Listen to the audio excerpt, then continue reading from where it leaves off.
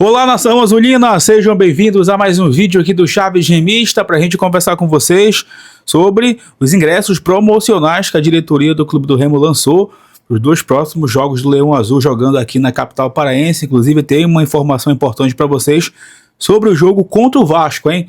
Fiquem aqui no canal para vocês ficarem ligados. Também quero falar sobre, finalmente, o início ali dos reparos no Bom-Para-Bainão para poder receber os jogos da Série A do Campeonato Brasileiro. Também falar um pouco mais sobre esse duelo de amanhã contra o Amazonas e também bater um papo sobre essa Copa Norte que o Remo está disputando e, claro, a torcida espera que o Leão se classifique para a segunda fase da competição regional. Antes, peço muito que vocês deixem o like aqui no vídeo, é muito importante para que ele chegue no máximo de remistas espalhados por este mundão afora. A meta de likes para esse conteúdo, mais uma vez, é de 1.500, beleza? Conto sempre com o like de vocês. Clica também no botão hypar para que o conteúdo fique no topo da plataforma e assim o YouTube possa seguir recomendando o nosso trabalho. E verifique também a tua inscrição aqui no canal. Lembrando, chegando na marca dos 60 mil inscritos, tem sorteio de 5 camisas do Clube do Remo para vocês aqui no Chaves Remista.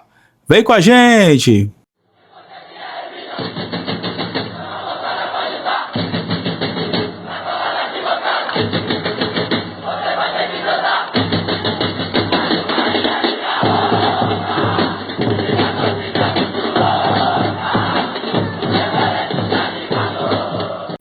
Bom, galera, eu quero iniciar esse vídeo conversando com vocês, né, sobre esse jogo de amanhã contra a equipe do Amazonas, a partir das 8 horas da noite, lá no Estádio Olímpico do Pará, o Mangueirão. Primeiramente, né, o Clube do Remo lançou aí o serviço de jogo para meias entradas, gratuidades para crianças, idosos e PCDs, e também lançou uma promoção, tanto para esse jogo contra a equipe do Amazonas, quanto também para o jogo contra o Vasco da Gama. O torcedor vai pagar ali a bagatela de R$100 a arquibancada por os dois jogos, né? Tanto o jogo de amanhã contra o Amazonas e o jogo de sábado contra o Vasco no Mangueirão.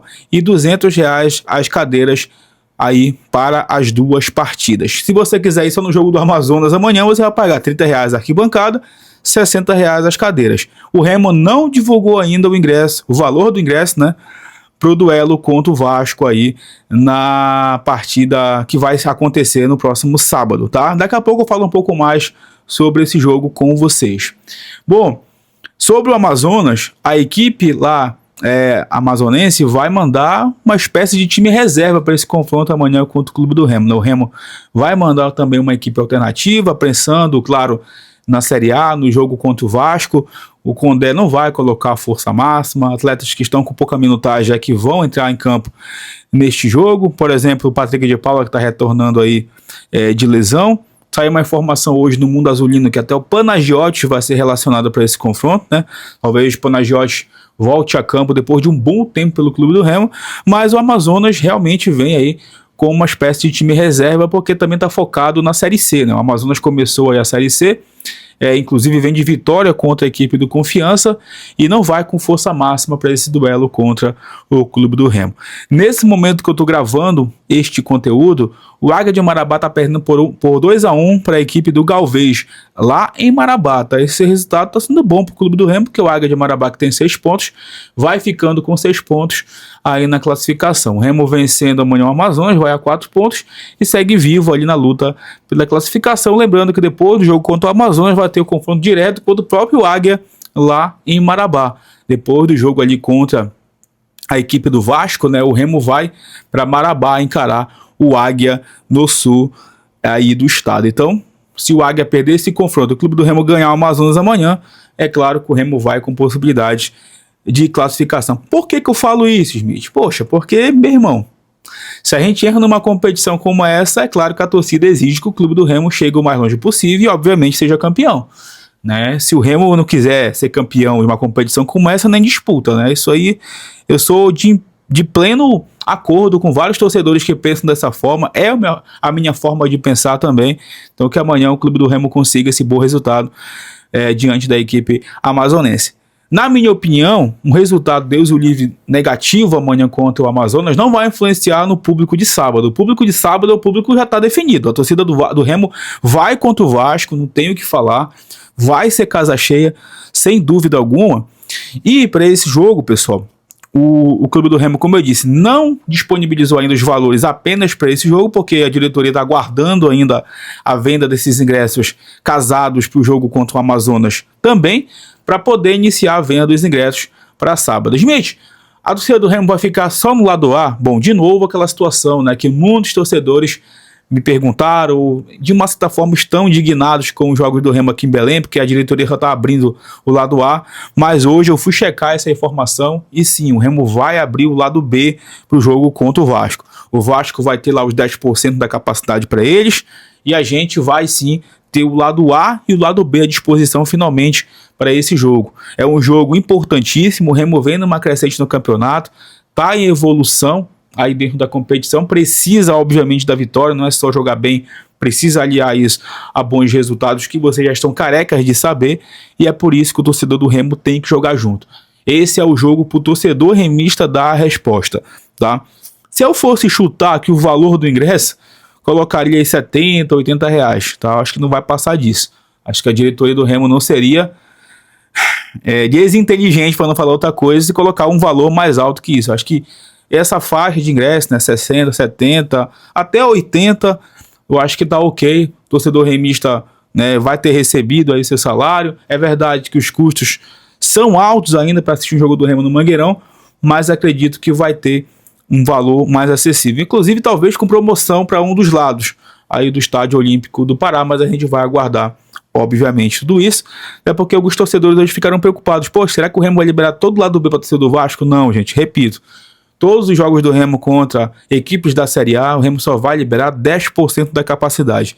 Nada além disso, tá? Obviamente porque aqui é a nossa casa e a gente sabe da importância de jogo como esse, jogo de 6 pontos. O Vasco, inclusive, hoje vai entrar em campo, já entrou em campo aí pela Sul-Americana, não estou acompanhando, com o time reserva. Então o Vasco também está focado nesse duelo contra o Clube do Remo, no Mangueirão, a partir das 4h30 da tarde deste sábado. Bom, esse jogo do Vasco, né, vai ser aí o último jogo antes do Leão voltar a atuar no Bamparabaenão, né? O Remo encara o Vasco nesse sábado, depois visita o Bragantino no outro final de semana e depois retorna para encarar o Cruzeiro aqui em Belém, no dia 25 de abril. E para esse jogo, né, todo mundo sabe que a partida será realizada no Baenão, por conta do show dos Guns N' Roses que vai acontecer lá no Mangueirão. Então, como eu comentei com vocês alguns vídeos atrás aqui, o Remo já está preparando ali a estrutura de arquibancadas metálicas para poder aumentar a capacidade ali do Baianão. O Remo também vai preparar um portão exclusivo para a torcida do Cruzeiro, inclusive a torcida do Cruzeiro deve ficar ali na arquibancada Almirante, né? Vai ficar o setor ali na arquibancada Almirante para a torcida do Cruzeiro nesse jogo, porque é obrigatório nos jogos da Série A ter um portão exclusivo para a entrada do torcedor visitante e também um setor exclusivo para o torcedor visitante ficar no estádio. Por exemplo, o Remo jogou na Vila Belmiro, o Remo teve lá um pedacinho da Vila Belmiro para sua torcida ficar. Teve um portão também exclusivo para o Fenômeno Azul assistir aquela partida. Então, são normas da CBF que o Baianão vai precisar se adequar, e também, né, o Baianão vai precisar dessa estrutura porque teremos o VAR. Então, toda a estrutura do VAR vai ter que ser ali, né, ajeitada para ter, obviamente, o árbitro de vídeo nesse confronto diante da equipe do Cruzeiro. Basicamente a mesma estrutura, né, do ano passado, quando o Remo mandou aqueles últimos jogos no Baianão, na reta final da Série B. Ganhou ali do Atlético Paranaense, ganhou do Atlético, perdeu para o Atlético Goianiense, o jogo que derrubou o Antônio Oliveira, inclusive, né? E o jogo traumático contra a Chapecoense. Foram 12 pontos disputados, o Remo conquistou 7 naquela reta final da Série B. E depois no jogo contra o Goiás, graças a Deus, né, a gente conseguiu o acesso para a elite do futebol brasileiro.